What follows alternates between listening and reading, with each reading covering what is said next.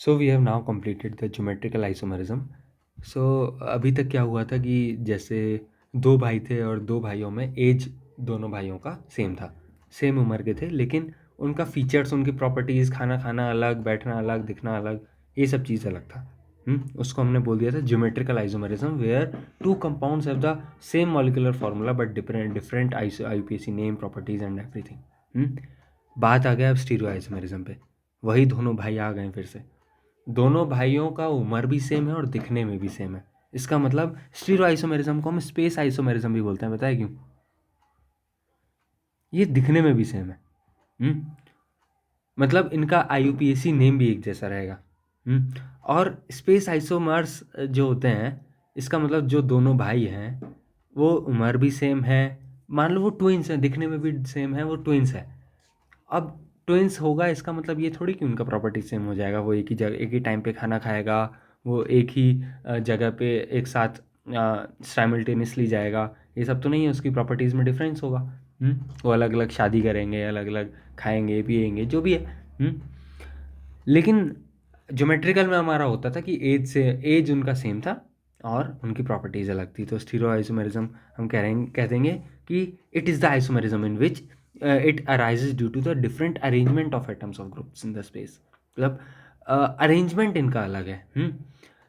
ये दिखने में तो सेम है, लेकिन इनका स्पेस में अरेंजमेंट अलग है। मतलब थोड़ा बहुत ऊपर नीचे आईपीएसी सेम रहेगा, लेकिन इनका दिखने का तरीका अलग है। वो चीज़ है। अब देख रहे हो, दिखने का तरीका अलग है, स्पेस आइसोमेरिज्म में बोल रहा हूँ, इसका मतलब उनकी प्रॉपर्टीज़ अलग है। ये चीज़ का ध्यान रखना। उनका अगर तुम स्ट्रक्चर बनाओगे ना, स्ट्रक्चर एक जैसा लगेगा। जैसे हम स्ट्रक्चर अभी तक बनाते आए थे, लेकिन अब स्ट्रक्चर हम स्पेस में बनाएंगे।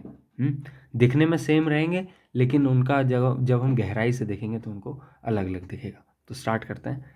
सबसे पहले हम जैसे स्टार्ट करते हैं, स्टीरियो आइसोमेरिज्म हमने स्टार्ट कर दिया है, इसको स्पेस आइसोमर्स भी बोलते हैं।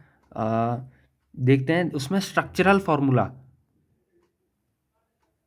सेम रहेगा। कहा ना मैंने, दोनों भाई दिखने में सेम है, ट्विंस हैं, लेकिन उनका प्रॉपर्टीज़ अलग अलग है। तो क्या हुआ कि अपना स्ट्रक्चरल फार्मूला चेंज है, सेम है, लेकिन कॉन्फ़िगरेशन डिफरेंट है।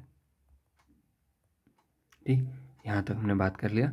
ज़रा फट से हम इसको क्लासिफिकेशन कर लेते हैं। स्टीरियो आइसोमेरिज्म दो तरीके से क्लासीफाई हो जाता है, मैं दिखाता हूँ। स्टीरियो आइसोमेरिज्म, इसको एक क्लासीफाई कर सकते हैं कॉन्फ़िगरेशनल और conformational. Where configurational is further divided into geometrical isomers and optical isomers. We will describe in brief for both of them. Geometrical isomerism और ऑप्टिकल। नाम देख के वैसे घबराना नहीं है क्या क्या आ गया, हालांकि तुमने पढ़ा होगा, लेकिन फिर से एक बार स्टार्ट करेंगे। तो एक कहानी स्टार्ट करते हैं। मान लो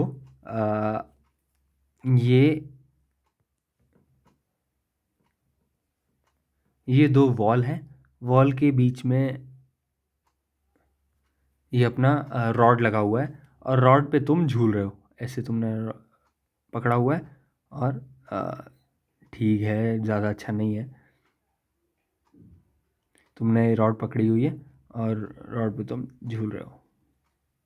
ठीक, तो इसमें तुम फॉरवर्ड मूवमेंट भी कर सकते हो, बैकवर्ड मूवमेंट भी कर सकते हो। You are free to move anywhere in the forward and backward direction around a rotation of axis. इस एक्सिस के अराउंड तुम कहीं भी मूव कर सकते हो। ये एक्सिस आगे या पीछे मूव कर सकते हो ना आसानी से।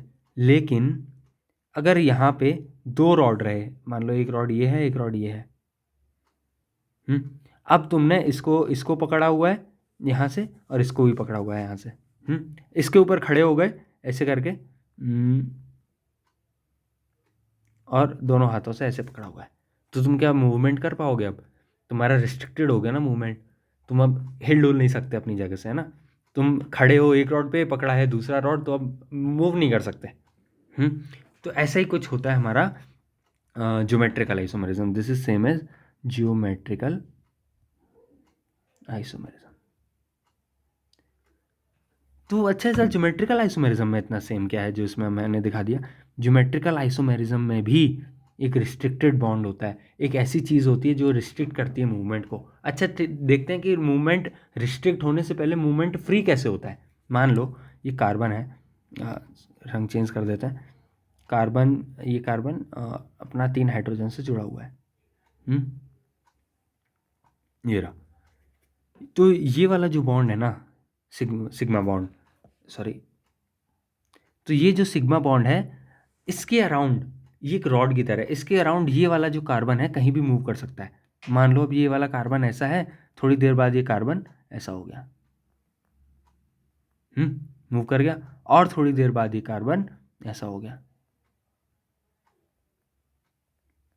ठीक, देख रहे हो, पंखे की तरह, जैसे सेम लाइक ए फैन, जैसे फैन के 3 पंखुड़ी जो होती है वो गोल गोल घूमता है, वैसे इसके 3 हाइड्रोजन भी गोल गोल घूम सकते हैं। That is called as free rotation, free movement.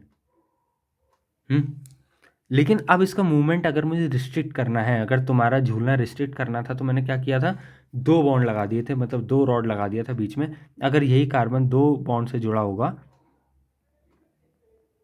अब ये रोटेशन रिस्ट्रिक्ट हो गया, अब ये वाला कार्बन मूवमेंट नहीं कर सकता। और जब कोई कार्बन मूवमेंट नहीं कर सकता, या कहो कि रिस्ट्रिक्टेड मूवमेंट जहाँ होती है, वहीं हम बात करते हैं ज्योमेट्रिकल आइसोमेरिज्म की।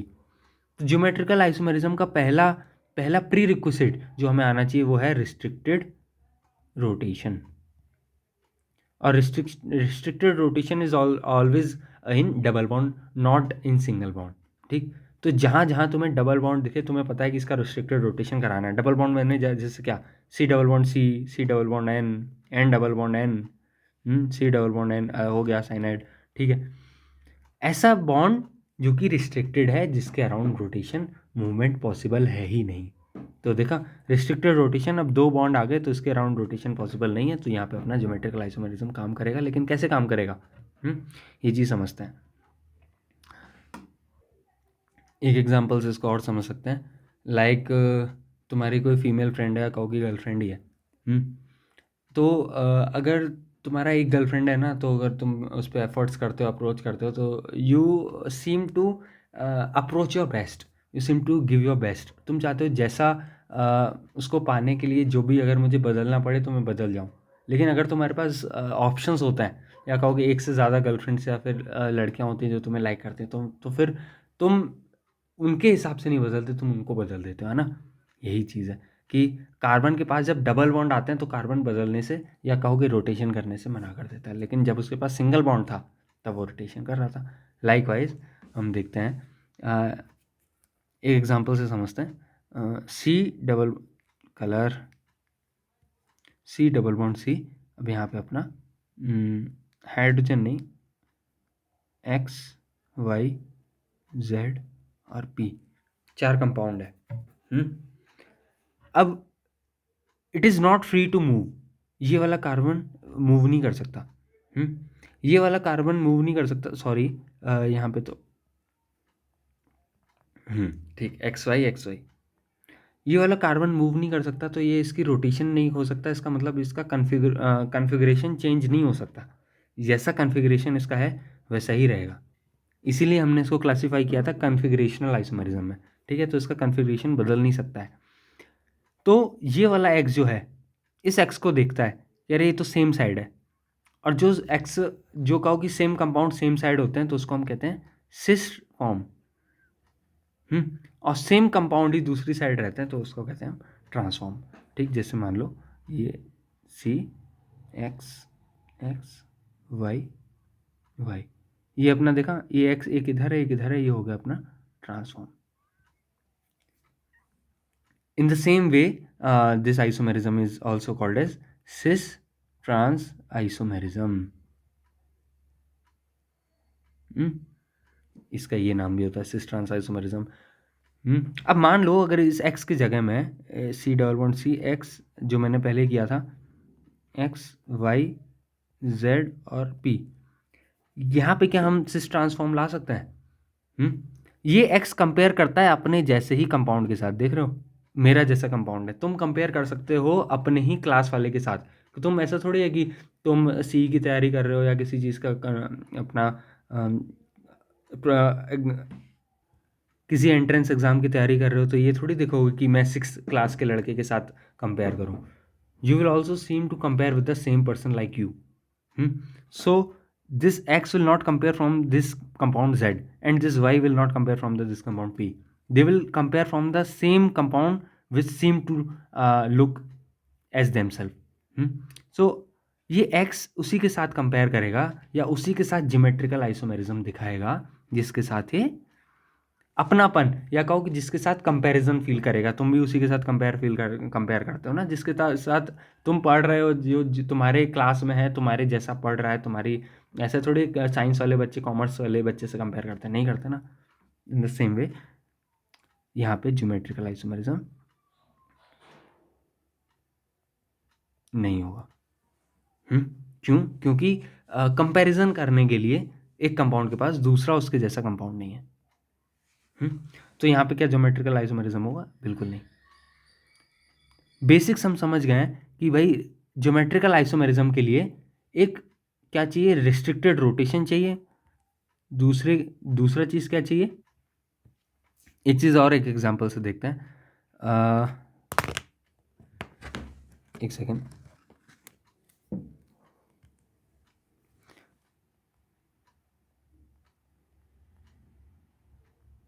इसमें हम कोई आइसोमेरिज्म डिफाइन कर सकते हैं कि इसमें अपना ज्योमेट्रिकल आइसोमेरिज्म है कि नहीं।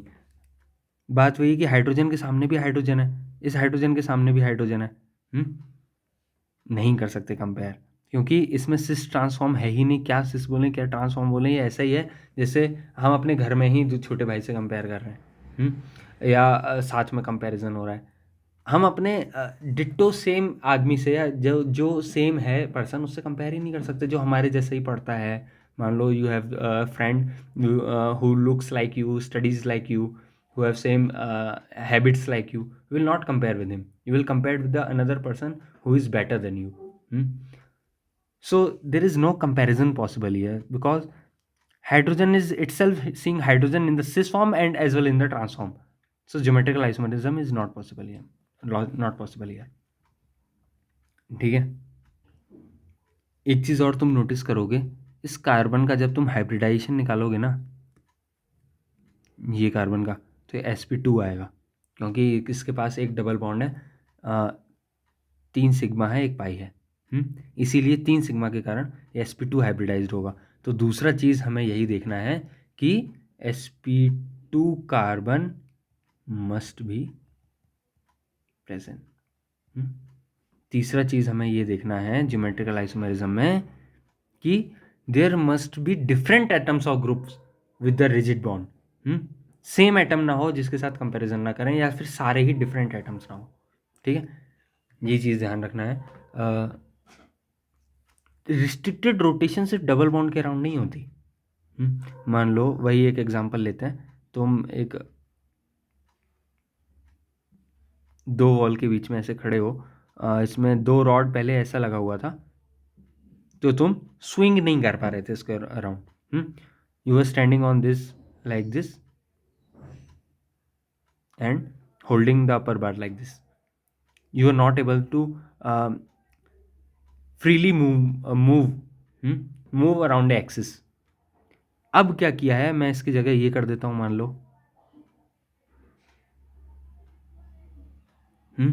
ये कर रहा हूँ। क्या तुम अब मूव कर सकते हो? तुम खड़े हो यहाँ पे, ऐसे करके तुमने पकड़ा हुआ है, अब भी मूव नहीं कर सकते ना। इसका मतलब सिर्फ डबल बॉन्ड अराउंड नहीं, किसी साइक्लिक फॉर्म के अराउंड भी रोटेशन मूवमेंट पॉसिबल नहीं होती। किसी साइक्लिक अगर कहो डबल बॉन्ड या फिर किसी साइक्लिक कंपाउंड के अराउंड ये फ्रीली मूवमेंट, या कहो कि रोटेशन रिस्ट्रिक्टेड होती है, फ्रीली मूवमेंट नहीं हो सकता। चलो इसी बात पे एक क्वेश्चन करते हैं।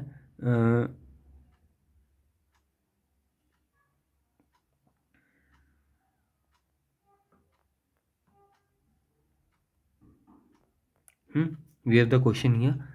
सो इतना हमें चेक करना है, क्या ये बी आर क्या सेम साइड में है? क्या बी आर के अराउंड रिस्ट्रिक्टेड रोटेशन है? जी हाँ, रिस्ट्रिक्टेड रोटेशन भी है, क्योंकि किसी साइक्लिक कंपाउंड के अराउंड आप फ्रीली मूवमेंट नहीं कर सकते हैं। तो बी आर सेम साइड पे है, रिस्ट्रिक्टेड रोटेशन भी है, इसका मतलब ये ज्योमेट्रिकल आइसोमेरिज्म भी है, सेम साइड होने के कारण ये हो गया सिस फॉर्म। ठीक है, ये चीज़ हमने देखा। और सेम चीज़ अगर हम किसी कार्बन के साथ लेते हैं, same is the case with carbon. So there is a restricted movement here with the double bond. This Br, both of the Br are in the same side, so yet they are called cis form. एक चीज़ और देखते हैं, मान लो ये चीज़ होता,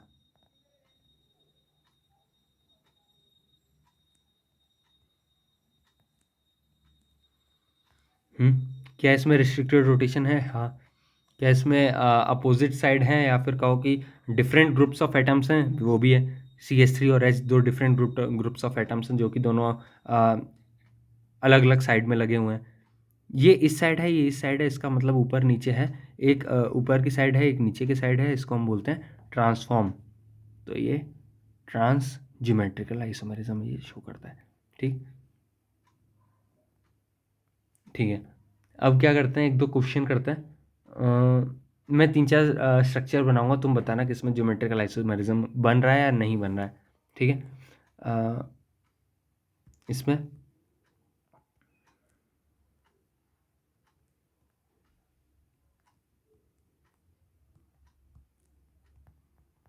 क्या इसमें geometrical isomerism है? तुम देखोगे Cl है, Cl है। अब Cl सेम साइड तो कंपेयर करेगा नहीं, ये रिस्ट्रिक्टेड बॉन्ड के अराउंड कंपेयर करता है। रिस्ट्रिक्टेड बॉन्ड के अराउंड क्या Cl है? नहीं है। अब अपना जैसा है नहीं तो कंपेयर कैसे करे? Cl Br से कैसे कंपेयर करेगा? They are both of different compounds.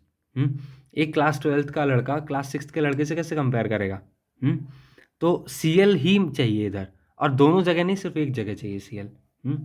तो इसीलिए ये Cl जो है Br से कंपेयर नहीं कर सकता, तो इसलिए ज्योमेट्रिकल आइसोमेरिज्म पॉसिबल नहीं है। ठीक है, एक और देखते हैं, C double bond C, Cl Br, Br और Br लगा देता है। क्या यहाँ पे रिस्ट्रिक्टेड मूवमेंट है? sp2 कार्बन भी है, लेकिन ये देखो, ये Br और Br ट्रांस, लेकिन हम ये भी तो कह सकते हैं ये Br और ये Br सिस। तो कंपैरिजन नहीं हो पा रहा है, क्योंकि एक ही carbon, different set of atoms नहीं है।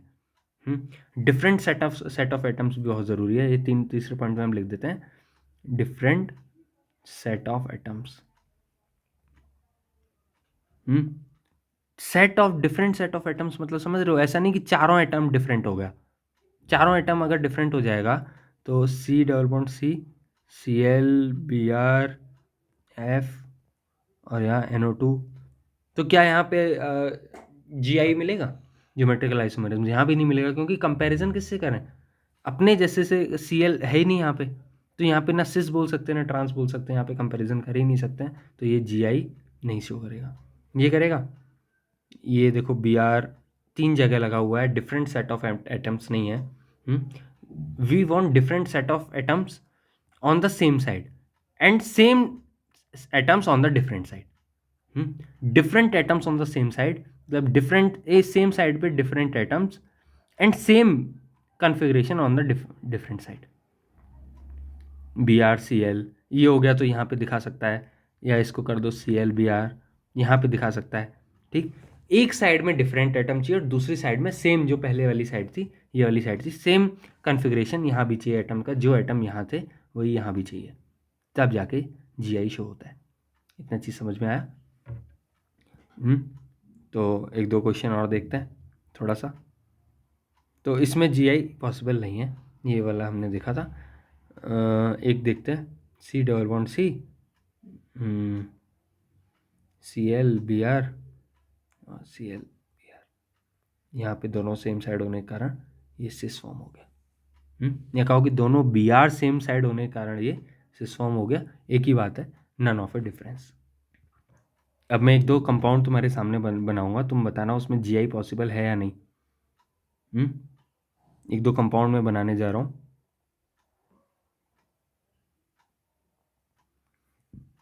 तो compound Cl2C double bond A Br और Cl। क्या इसमें सेम हो सकता है ज्योमेट्रिकल आइसोमरिज्म? क्या ये ज्योमेट्रिकल आइसोमरिज्म शो करेगा? ध्यान से देखा, ये Cl2 बनाया है मैंने दिखाने के लिए। असल में ये Cl, सॉरी यहाँ पे कार्बन हो गया, ये Cl ऐसा है, सेम साइड पे देख रहे हो, कन्फिग्रेशन दूसरे साइड जैसा नहीं है।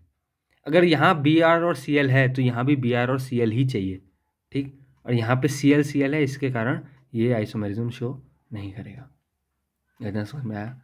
ये देखो Cl C H double bond CH, इसमें बताओ, इसमें भी जो कन्फिग्रेशन यहाँ है एटम्स की, वो एटम्स यहाँ पे नहीं है, इसीलिए आइसोमरिज्म शो नहीं करेगा। और अब देखो C,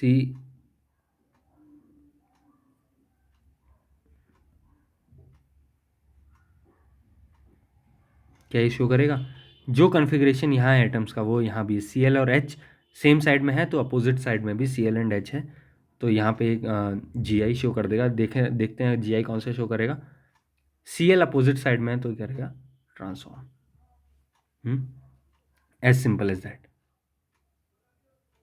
ठीक है, आगे देखते हैं। एक दो मैं कंपाउंड्स बना रहा हूँ, एक दो कंपाउंड में IUPAC के, उसमें देखते हैं कि Gi शो करेगा या नहीं करेगा। 1,1 डाइफिनाइल ब्यूटवनीन। ब्यूटवनीन तो चाहिए या ब्यूटीन तो चाहिए, क्योंकि रिस्ट्रिक्टेड मूवमेंट होगा तभी अपना Gi शो होगा। और देखा हमने रिस्ट्रिक्टेड मूवमेंट है, डबल बॉन्ड है, तो सबसे पहले हमें आइसोमेरिज्म अगर पढ़ा हो अगर अच्छे से, तो अब फट से इसका स्ट्रक्चर बना लेते हैं। ब्यूटवनीन, ब्यूट देखा 4 कार्बन, 1 2 3 4, 1 इन मतलब पहले पे डबल, 2, ठीक है, हो गया। डाइफिनाइल 1 डाइफिनाइल मतलब डाइफिनाइल, फिनाइल कौन सा रेडिकल होता है? बेंजीन का। ये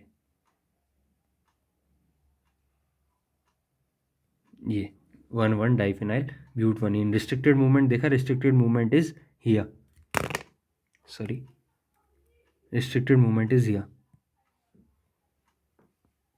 रिस्ट्रिक्टेड मूवमेंट के around same configuration of atoms both side में चाहिए, मतलब 2 बेंजीन अगर यहाँ चाहिए था तो 2 बेंजीन यहाँ भी चाहिए था, इसका मतलब ये नहीं करना है। देखते ही हमने मना कर दिया, हमने देखा भी नहीं इसमें Gi हो रहा है कि नहीं हो रहा, हमें पता लग गया कि भाई same set of atoms opposite side में नहीं है। Same set of atoms opposite side में नहीं है, इसीलिए हमने मना कर दिया। दूसरा देखते हैं, 2 फिनाइल ब्यूटावनीन देखते हैं ज़रा।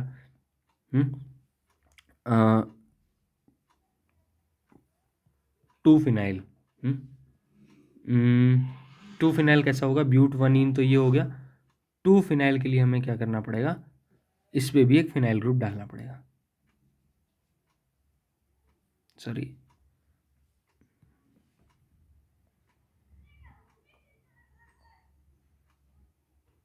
मेरा बेंजीन हमेशा से ख़राब बनता है। ठीक है, इस डबल बॉन्ड C को मैं ये और ये कर रहा हूँ, हाइड्रोजन नहीं लगा रहा हूँ फॉर ऑब्वियस रीजंस। हाइड्रोजन लगा के टाइम क्यों वेस्ट करना है। देखा कि ये बेंजीन और H हाइड्रोजन सेम कॉन्फ़िगरेशन दूसरी साइड पे है, रिस्ट्रिक्टेड मूवमेंट के नहीं, तो ये भी नहीं करेगा। ठीक है, देखते हैं। 3 फिनाइल ब्यूटवनीन देखते हैं। 3 फिनाइल ब्यूटवनीन, अब क्या हुआ यहाँ पे कि ये फिनाइल यहाँ से हटा और आ गया यहाँ पे ऐसे। रिस्ट्रिक्टेड रोटेशन के अराउंड तो 2 हाइड्रोजन है, तो क्या अब भी कॉन्फ़िगरेशन सेम हो गया? नहीं हुआ। तो अब देखते हैं क्या बना लें, क्या बना लें। 1 डाइफिनाइल ब्यूटवनीन, सॉरी 2 इन, अब हो जाएगा। देखते हैं कैसे। ब्यूट 2 इन है तो हमें पता लग गया कि सेंटर में डबल बॉन्ड है। ब्यूट 2 इन ये बना लिया हमने। 1 डाइफिनाइल अगर हमें बनाना है तो 1 डाइफिनाइल, एक फिनाइल हमने बनाया इधर,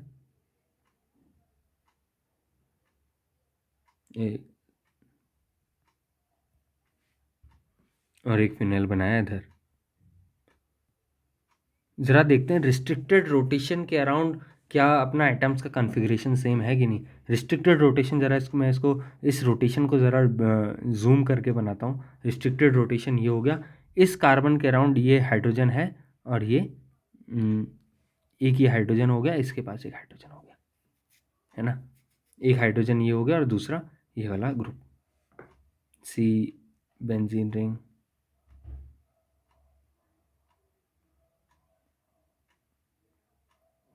ये चीज़। और दूसरे के अराउंड ये कार्बन और ये हाइड्रोजन। अब ये देखने में ऐसा लगेगा कि सेम सेट ऑफ कॉन्फ़िगरेशन नहीं है। क्या डबल बॉन्ड के अराउंड इसके पास भी हाइड्रोजन है, इस यहाँ पे हाइड्रोजन है, यहाँ पे भी कार्बन है और यहाँ पे भी कार्बन है। देखा, दोनों साइड कॉन्फ़िगरेशन सेम है, hydrogen carbon, hydrogen carbon, and hydrogen carbon because of same configuration on the opposite side of restricted rotation, it shows geometrical isomerism. इस दो बेंजीन से मतलब ही नहीं था यहाँ पे। तो ये जी आई शो करेगा, जी बिल्कुल ये जी आई शो करेगा, है ना। इन द सेम वे हम अच्छे से जी आई समझ गए, और एक दो क्वेश्चन कर लेते हैं जी आई पे। जी, isomerism is all about practice.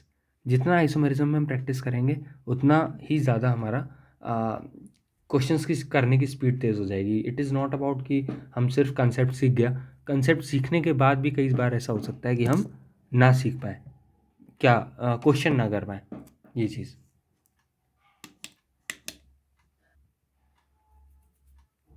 तो देखते हैं क्या ये 3 क्लोरो प्रोपीन बनाता है। जब इनका जो अपना लोकेशन फिक्स नहीं होता है तो हम उसको फर्स्ट नंबर पे मानते हैं। 3 क्लोरोप्रोपीन मतलब 3 कार्बन तो हमें बनाना ही है सीधा सीधा। 1 इन का मतलब पहले बॉन्ड पे पहले कार्बन पे हमने डबल बॉन्ड लगा दिया है। 3 क्लोरो 1 2 3 3 नंबर पे हमने Cl लगा दिया है, ये चीज़ है। रिस्ट्रिक्टेड रोटेशन के अराउंड हमें देखना है कि क्या करेगा। रिस्ट्रिक्टेड रोटेशन के अराउंड इसके पास एक हाइड्रोजन है और सेट ऑफ एटम्स अलग है, हाइड्रोजन हाइड्रोजन, कार्बन और hydrogen. Because of this will not show G I, as simple as that. नहीं समझ में आया तो मैं फिर से बता देता हूँ, इसको थोड़ा सा मॉडिफाई करके मैं बना देता हूँ। इसको मॉडिफाई करके बना दूंगा तो सी एंड सी एल। अब ठीक है, इसमें सेम सेट ऑफ कॉन्फ़िगरेशन नहीं है, दोनों साइड में 2 हाइड्रोजन है, एक कार्बन है, एक हाइड्रोजन है, इसके कारण ये जी आई शो नहीं करेगा। So we will now see the properties of G I. तो ले लेते हैं प्रॉपर्टीज ऑफ ज्योमेट्रिकल आइसोमेरिज्म। क्या क्या प्रॉपर्टीज़ होती है ज्योमेट्रिकल आइसोमेरिज्म की। तो प्रॉपर्टीज़ दिखाने के लिए ज्योमेट्रिकल आइसोमेरिज्म की मैं कंपैरिजन कर सकूं सिस और ट्रांसफॉर्म में, इसलिए मैं 2 एसिड बना रहा हूं, एक मैलिक एसिड बनाएंगे और एक फ्यूमेरिक एसिड बनाएंगे। This is not the IUPAC name, so don't confuse about this, this are the common names. अगर आपने कॉमन नेम सीखा हुआ है या पढ़ा हुआ है तो कॉमन नेम आ सकता है, लेकिन अभी के लिए इसका कोई यूज़ नहीं है। अभी देखते हैं मैलिक एसिड क्या होता है। मैलिक एसिड,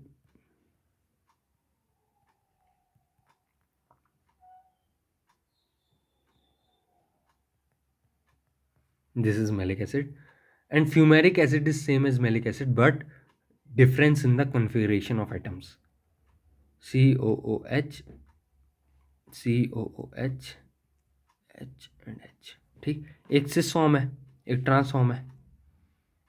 अब सिस और ट्रांस में हम कंपैरिजन करेंगे प्रॉपर्टीज़ में, जिससे प्रॉपर्टीज़ हमें याद भी रहे। ठीक है, अब देख रहे हो ये बड़े बड़े बल्कि ग्रुप्स, इसको मैं और बड़ा बना देता हूँ क्योंकि मैंने तो छोटा करके लिखा हुआ है, C डबल बॉन्ड OOH। ओ के पास 2 लोन पेयर भी होते हैं, ध्यान रखना। ठीक है, अब दो बड़े बड़े भाई, 2 बड़े बड़े भाई आसपास रह सकते हैं तो there is more possibility to get fight between them. Atom हमारे या कहो कि ग्रुप्स हमारे होते ही ऐसे हैं कि उनके आसपास इलेक्ट्रॉन क्लाउड होता है। दिस ऑक्सीजन के आसपास इलेक्ट्रॉन क्लाउड है, कार्बन के आसपास इलेक्ट्रॉन क्लाउड है, और OH के पास इलेक्ट्रॉन क्लाउड है, इसके पास इलेक्ट्रॉन क्लाउड, सबके पास इलेक्ट्रॉन क्लाउड है। बहुत बड़ा इलेक्ट्रॉन क्लाउड है जो कि एक दूसरे में रिपल्शन कर रहा है। There is repulsion between electron cloud because electron cloud consist of negative charges of electrons. ऐसे ही हाइड्रोजन है, हाइड्रोजन के पास तो एक इलेक्ट्रॉन है, ये क्या रिपल्शन कर लेगा। लेकिन इनके पास जो बल्कि ग्रुप्स हैं, इसके पास कई सारा बहुत बड़ा इलेक्ट्रॉन क्लाउड हो जाता है जिसके साथ रिपल्शन बढ़ जाता है। रिपल्शन मतलब दो ऐसे लोग जिनकी बनती नहीं है, उनको तुम साथ में रख दोगे तो क्या वो स्टेबल रहेंगे? नहीं रहेंगे। तो ऐसा कहो कि ये लेस स्टेबल होता है।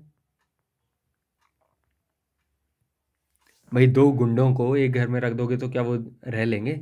नहीं रहेंगे ना, लड़ाई तो होगा ना यार। दो बड़े भाई में ज़्यादातर लड़ाई होता है इसी कारण, क्योंकि कौन ज़्यादा डोमिनेटिंग है।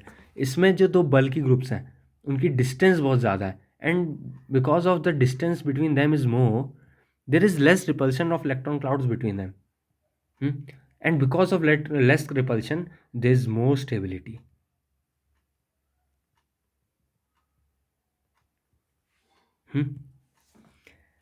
Back to malic acid. Malic acid में ये चीज़ हमने देखा कि बल्कि ग्रुप के बीच में लेस डिस्टेंस है तो हमने लेस स्टेबल बोल दिया, क्योंकि ये सिस फॉर्म है और ये ट्रांस फॉर्म है। तो हम बेसिकली मैलिक और फ्यूमेरिक एसिड के बीच में डिफरेंस नहीं कर रहे हैं, हम सिस और ट्रांस फॉर्म के बीच में अपना प्रॉपर्टीज़ का डिफरेंस कर रहे हैं। ठीक है, तो इसलिए हमने कह दिया कि malic acid is less stable then fumaric acid, so malic acid easily जो है हाइड्रोजन दे देता है। हाइड्रोजन क्यों देता है? ये गुड एसिड है। गुड एसिड क्यों है? गुड एसिड किसको कहा जाता है? Who is the best acid? The best acid said to be such a group who releases the hydrogen so fastly than others. Hydrogen निकालने वाला एसिड बोला जाता है, जो कहो कि acid releases hydrogen in the solution.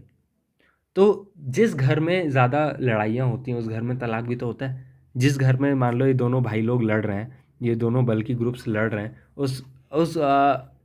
उस घर में पॉसिबल है कि कोई छोटा आदमी या कोई जो वर्कर है वहाँ का काम छोड़ के भाग जाए।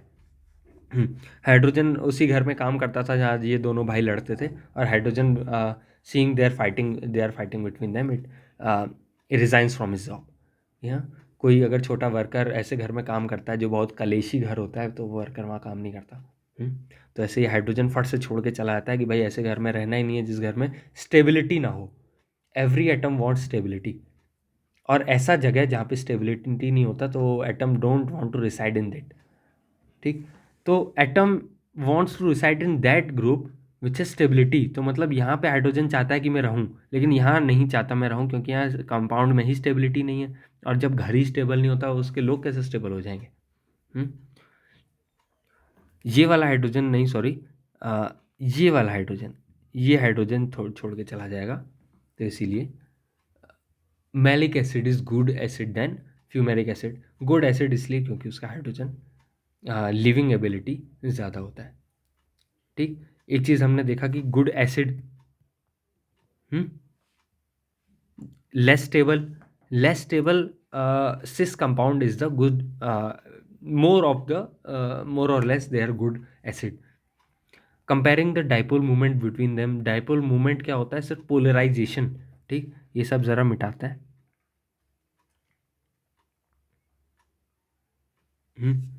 अब ये देखो, एक सेकेंड। कार्बोक्सिलिक एसिड अपना होता है polar because it is of negative charge. It withdraws the electron cloud about towards itself. वो खींचता है इलेक्ट्रॉन क्लाउड्स को। और देखो यहाँ पे इस ट्रांसफॉर्म में क्या हो रहा है कि इलेक्ट्रॉन क्लाउड एक इस साइड से खींच रहा है, एक उस साइड से खींच रहा है। और सिस फॉर्म में क्या हो रहा है? इस साइड से खींच रहा है, इस साइड से खींच रहा है। तो डाइपोल मोमेंट उस कंपाउंड का ज़्यादा होता है जिसका वेक्टर सम ज़्यादा आता है। मान लो ये एक कार्बोक्सिलिक एसिड ऐसे खींचा, एक कार्बोक्सिलिक एसिड खींचा, तो नेट सम आया इस जगह पे एफ कॉस थीटा। तो इसने एफ से खींचा, इसने एफ से खींचा, तो थीटा इसके बीच में बना, तो एफ कॉस थीटा। तो नेट फोर्स जो लगा एफ कॉस थीटा वो नॉर्थ की साइड में लगा, क्योंकि they are both pulling in the same direction. And here एक डायरेक्शन, एक कंपाउंड ने इधर खींचा, दूसरा कंपाउंड ने इलेक्ट्रॉन क्लाउड्स को इधर खींचा, तो नेट फोर्स जो हो गया 0 हो गया। तुम किसी इंसान का एक हाथ पकड़ के नॉर्थ में खींचोगे, एक हाथ पकड़ के साउथ में खींचोगे, वो इंसान कहीं नहीं जाएगा। इन the same way dipole moment जो होता है, या कहो कि फोर्स, इलेक्ट्रॉन को खींचने का जो फोर्स होता है वो मैलिक एसिड में ज़्यादा होता है। तो डाइपोल मोमेंट जो डीएम वो मैं लिखता हूँ, वो सिस का ज़्यादा होता है मोर देन ट्रांस। ठीक, तो हमने अभी तक किसकी बात की? हमने अभी तक स्टेबिलिटी की बात की। क्यों बात किया स्टेबिलिटी? देखा हमने कि दो बल्की ग्रुप सेम साइड नहीं रह सकते, इसीलिए सिस फॉर्म कम स्टेबल है। एंड जो बल्की ग्रुप से ट्रांसफॉर्म में दूर दूर रहते हैं तो वो ट्रांसफॉर्म ज़्यादा स्टेबल होता है। एसिड, मैलिक एसिड ज़्यादा अच्छा होता है सिस फॉर्म में, क्योंकि लेस स्टेबल है, और एसिड H+ जल्दी रिलीज़ कर देता है लेस स्टेबल में। डाइपोल मोमेंट देखा कि पोलैरिटी ज़्यादा है, तो इसलिए पोलैरिटी मतलब दोनों को एक ही डायरेक्शन में खींच रहे हैं इलेक्ट्रॉन क्लाउड को, इसीलिए पोलराइज्ड है। इसलिए पोलराइज्ड कंपाउंड का डाइपोल मोमेंट भी ज़्यादा होता है। तो कहो कि पोलैरिटी भी ज़्यादा होगी, पोलैरिटी इसकी सिस फॉर्म की ज़्यादा होती है ट्रांसफॉर्म से। अब समझते हैं बॉइलिंग पॉइंट को। बॉइलिंग पॉइंट का जो कंसेप्ट है वो यहाँ पे मैं अच्छे से बता देता हूँ कि बाद में बॉइलिंग पॉइंट में दिक्कत ना हो। तो क्या होता है, जैसे मैं बताता हूँ बॉइलिंग पॉइंट मतलब कई सारे लोग हैं, जैसे मान लेते हैं ये है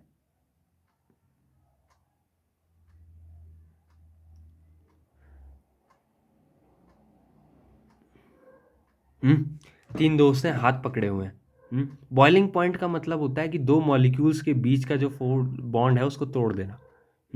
बॉन्ड तोड़ देना, बीच का बॉन्ड तोड़ेंगे तो जैसे हाइड्रोजन का H2O का होता है ना मॉलिक्यूल, H2O HOH, ओ, इसमें हाइड्रोजन बॉन्ड होता है, हाइड्रोजन बॉन्ड OH। तो बॉइलिंग पॉइंट का मतलब होता है कि दो मॉलिक्यूल्स के बीच के बॉन्ड को तोड़ देना, मतलब इस हाइड्रोजन बॉन्ड को तोड़ देना, तो जिससे ये दोनों मॉलिक्यूल अपोजिट साइड में चले जाएंगे, तो एज अ रिजल्ट पानी बॉयल हो जाएगा, वाटर बॉयल हो जाएगा, it will convert into steam. तो ऐसे ही तीन लोग जब हाथ खड़े होते हैं पकड़ के, तब उनके बीच का जो बॉन्ड तोड़ना होता है बड़ा मुश्किल होता है, बशर्ते जब कोई आदमी अकेला खड़ा होता है। अकेला क्यों खड़ा है? Because trans form is stable, he he doesn't need other molecule to be stable, he is itself stable. उसको दूसरा आदमी नहीं चाहिए कि स्टेबल होने के लिए। ट्रांसफॉर्म, उसकी स्टेबिलिटी खुद में ही इतना है कि वो उसको किसी से बॉन्ड बनाने में अच्छा नहीं लगता, किसी के साथ मिलजुल के रहने में अच्छा नहीं लगता। तो वो क्या होता है, बॉइलिंग पॉइंट उसका ज़्यादा होता है, वो गुस्सा भी जल्दी आ जाता है उसको, हाँ, इस टाइप का। और जो सबके साथ मिल के रहता है, सबके साथ हाथ पकड़ के रहता है, देर इज़ लेस चांस कि वो बॉन्ड टूट जाए उन बीच का। अब ज़रा आयनिक लेवल पे आता है। Because malic acid is a good acid, it releases H+ into the solution. By releasing H+ in the solution, it becomes a anion, CO negative, और ये तलाश करता है किसी कैटायन की, किसी पॉजिटिव चार्ज की। पॉजिटिव चार्ज, जैसे मान लो कोई Na+ सोल्यूशन में है तो उसके साथ ये आयनिक बॉन्ड बना लेगा। आयनिक बॉन्ड जैसे ही बनाएगा, ionic bond is most stable, क्योंकि बहुत टाइट बॉन्ड होता है आयनिक बॉन्ड, क्रिस्टलाइज हो जाता है आयनिक बॉन्ड, और आयनिक बॉन्ड को तोड़ना बहुत मुश्किल होता है। ऐसा नहीं कि तोड़ नहीं सकते, मुश्किल होता है, कम से कम इससे तो ज़्यादा मुश्किल होता है जो कि ट्रांसफॉर्म है, क्योंकि ट्रांसफॉर्म तो किसी के साथ बॉन्ड ही नहीं बना रहा। Transform is itself stable between itself, खुद ही अगर स्टेबल है, किसी के साथ बॉन्ड नहीं बना के रखा है, अगर समाज के साथ चल नहीं रहा है, तो there is a more possibility to get difficulties in living between the society.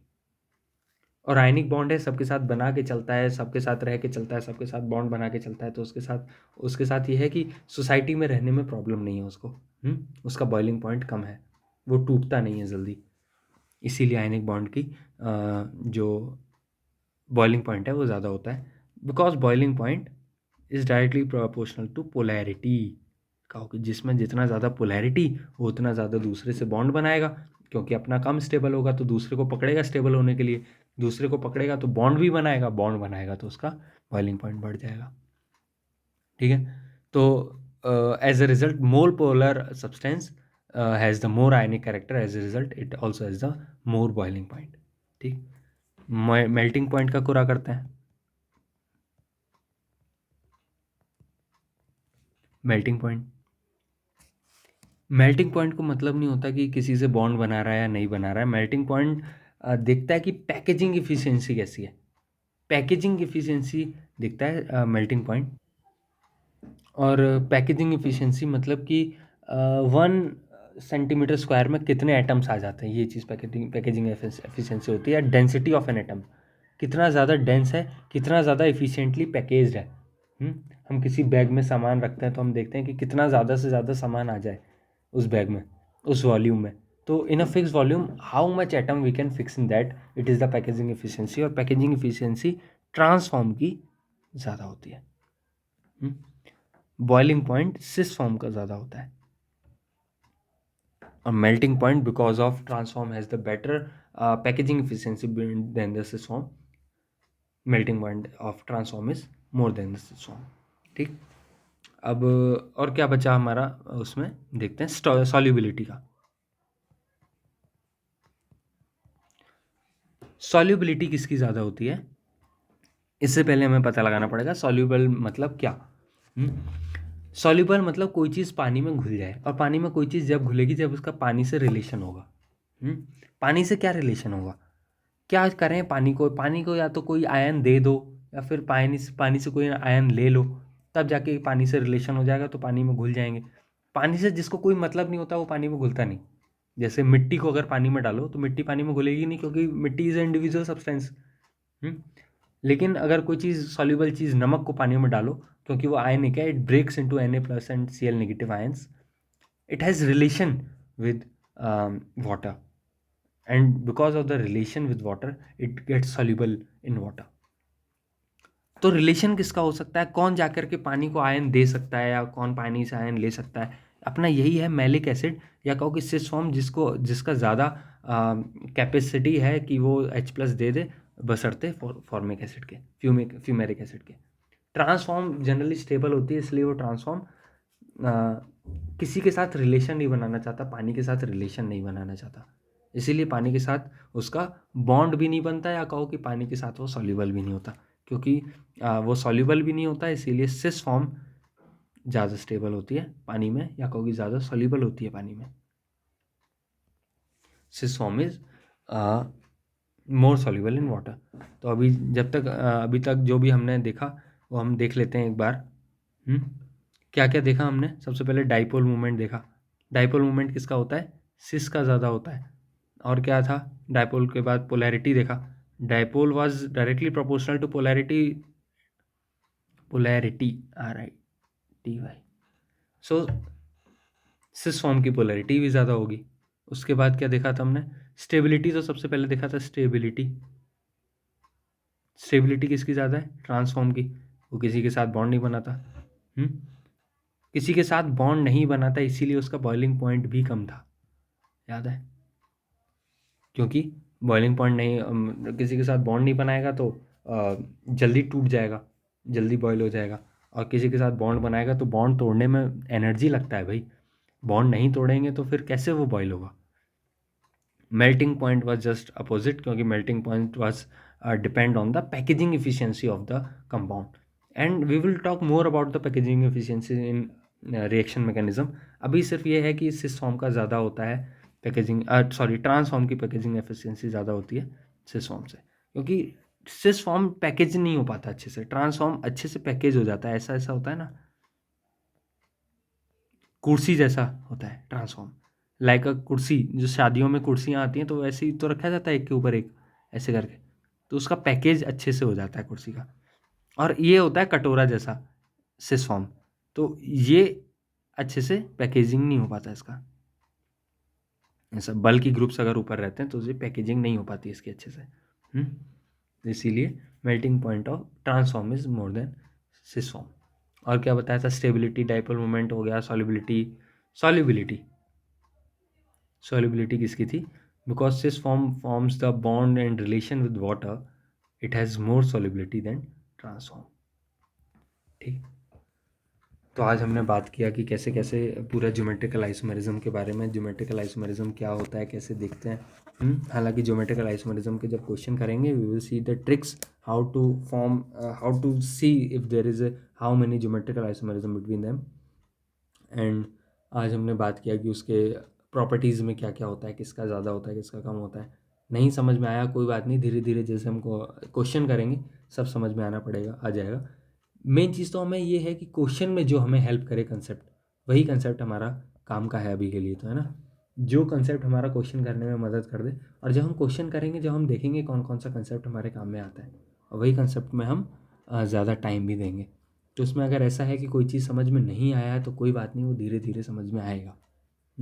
ऐसा नहीं है कि एक बार पढ़ाते से ही सब समझ में आ जाता है, वो धीरे धीरे करके समझ में आएगा। तो अगर अभी कोई समझ में नहीं आ रहा है तो there is no problem in it. We will learn eventually, we will learn by the time. And ये मुझे लगता है कि जैसे जैसे आइसोमेरिज्म के हम क्वेश्चन ख़त्म करेंगे, you will be expert in isomerism. So thank you for this session, we will meet later on.